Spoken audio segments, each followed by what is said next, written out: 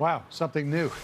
With us now is Rebecca Grant, national security and military analyst and senior fellow at the Lexington Institute. So the president said yesterday aboard Air Force One that Iran is crossing the red line that he laid down. Unlike Barack Obama, it's expected that if that red line is fully crossed, he will take some sort of action. What kind of action? That's the question.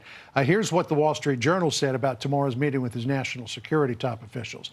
The president's planned meeting with senior administration officials will be a discussion about the next steps, which could include boosting anti-government sources online, deploying secretive cyber weapons against Iranian military and civilian sites, placing more sanctions on the regime, and military strikes, the officials said. So he's not ruling out military strikes, but it sounds like that's way down the list.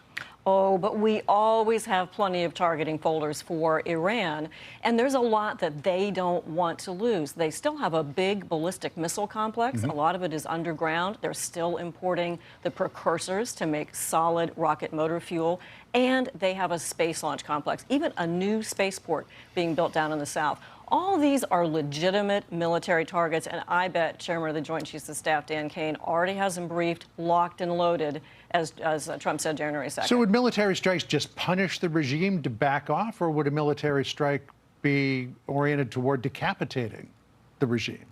If it's against military targets, that's about punishment. And really, it's about trying to get Iran to come and negotiate, including on the status of its nuclear activities, which they haven't agreed to do. So I think this is Trump letting them know that he's got the targeting folders, he's got the B-2s, he's got the ships in place. Better give me a call and let's talk about it. I'm just wondering, a lot of people, particularly Iranians here in the United States, they're saying this is a tipping point. And if the U.S. were to push just hard enough in the right spot, the whole thing could come tumbling down, and then Iran could return to where it was pre-1979.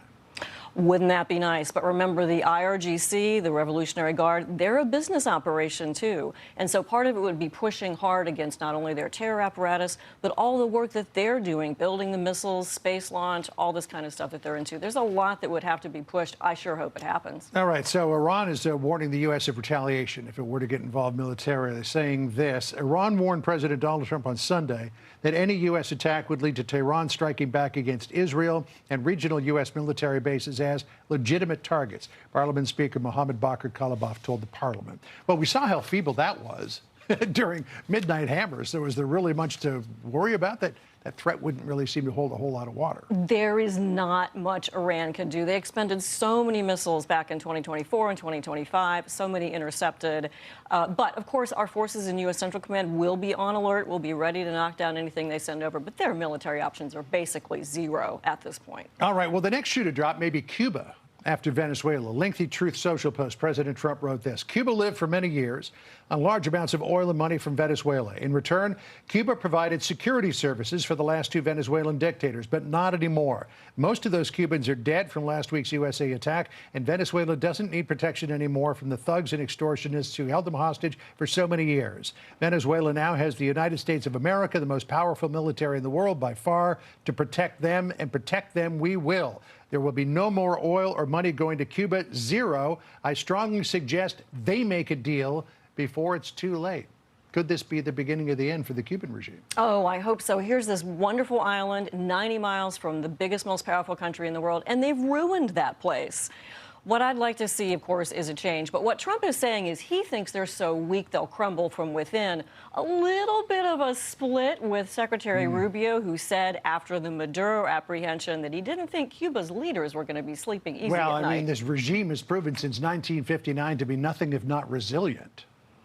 Yes, it is. But I think hopefully they're at a point. And certainly we haven't seen this much strong action before. He's basically saying no more oil. They only imported about 35,000 barrels a day. But that's going to shut down what's left of their manufacturing. The grid is bad. They had 5 electrical power blackouts last year across Cuba. I mean, this place is just ready to go. And I think certainly Secretary Rubio would like to see that happen and a change take place. Yeah, there's a lot of Cubans in Miami who would like to have a chance to go back home for a while. I know that. And build a whole bunch of stuff, too. Rebecca, good to see you.